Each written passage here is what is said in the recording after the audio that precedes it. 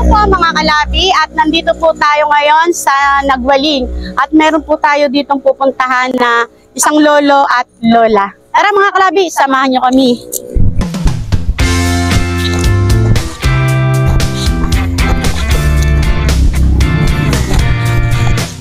Hello po nanay!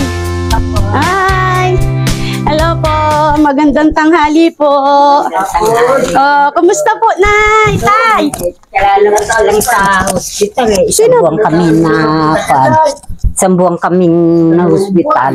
Agad po, anong nangyari po sa inyo? Nung primero, tinusukan siya dito. Ah, si tatay po. Oo, may tusok siya. Kinuha ng kwan. Ngayon, nakaumpan siya ng isang buwan. Ang isang batas ngayon lang po kayo, ano? Nakalabas. Kaya hinihika pa rin siya. Ayan, masamang balita yan ha. Pero at least nakaraos din mo. Opo. Opo. Mga kalabi, siya po si Lola Maring at saka po si Lolo Benny. Ayan.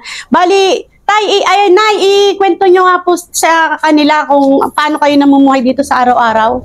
Kami po, namumuhay kami bilang mag-asawa. At ako'y namamasukan na sa halagang 50.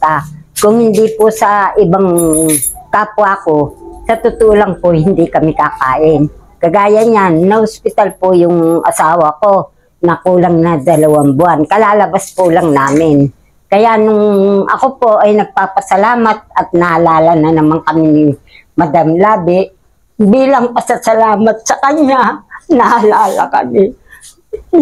Ayaw na kasing magkuhan. Dahil ako'y naawa rin sa aking asawa.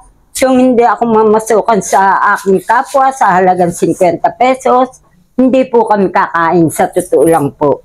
Kaya ako'y isipan ko pong nung kalalabas lang namin sa hospital, naalala ko po si baby girl Madam Labi, ibig ko pong pumunta sa kanya upang kami humingi ng tulong. Pero ganun pa man po, yung pong mga reseta ng aking asawa, kinukuha ko po sa aking kapwa. Nakakahingi naman po ako ng panggamit niya. Lola Maring at Lolo Benny, ito meron po kaming dalang ano. Bitbitin nyo at isang malaking katulungan para sa amin to. At hindi sa lahat doon sa mga taong tumutulong. Hindi mo napasalamatan noon si si Jodeline ba yun? Apo, si Jodeline Jensen Vilacruz. Tayo ay nagpapasalamat po kami sa kanilang tulong na binigay sa amin noon. Ayun na, ang tinutukoy po ni Lolo Benny yung nagbigay sa kanya ng ng nebulizer. Opo, napakalaking tulong po noon. Isang malaking katulungan siya kung ginagamit niya yung lahat niya siya kung ginagamit at pag sumumpong kalkuringer ko, yung ginagamit ko kasi lang yung gamot ang talagang yung gamot. Yan na, tay, ito meron po tayong 5 kilos na bigas at saka meron tayo, may magmerenda kayo, may biscuit dyan, 2 yan, isang Hansel at saka pita po. Ayan, may kapirito po at saka instant noodles 10 peraso, 3 6 7 8 9 10. Yan. Ito po, Lola, galing po to sa ICCF. Ako po ay nagpapasalamat at kami naalala ninyo na bigyan ng tulong sa ICCF po. ICCF. Malaking tulong po sa amin itong mag-asawa. Sa panahon po ngayon, lalo na nagkakalamidad, hindi namin alam kung saan kami kukuha ng bigas. Halos maghingi na lang kami. Ayan, diferensya po, pag nakikita kami na ganiri ang buhay namin, parang kinukon na rin po kami. Kumbaga sa ikanon, bakit hindi kami maghanap buhay? Sa totoo lang po, gusto namin maghanap buhay, pero wala na pong tumanggap sa amin. Kaya ako, tinanggap ko na rin yung 50 pesos. Kung hindi po namin tatanggapin, wala po kami kakainin sa pang-araw-araw. Lalo na may 2 bata pa kami nag-aaral na sinusuportahan ko rin. Ayun.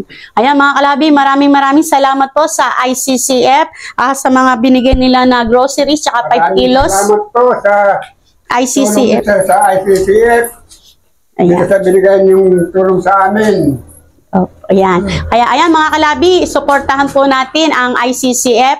Paki-follow po and subscribe para po mas lumaki pa po ang ICCF at mas lumawak para po mas marami pa pong matulungan. Ayan, Nay, magpapaalam na po kami. Opo, opo. Ayan. Marami pong salamat Kaya yung dating mga kay Baby Girl. Kung hindi po sa kanya at sa sumusuporta sa kanila, hindi po kami talaga mabibigyan. Ako po ay nagpapasalamat unang-una sa Panginoon Diyos, pangalawa sa inyo, at pangatlo kay Madam Labi. Ayan. Marami pong salamat. Lagi po tayong magpapasalamat sa mga natatanggap po natin na biyaya dahil alam po naman natin ang lahat ng ito, ang pinagmulan ay ating mahal na Diyos. No?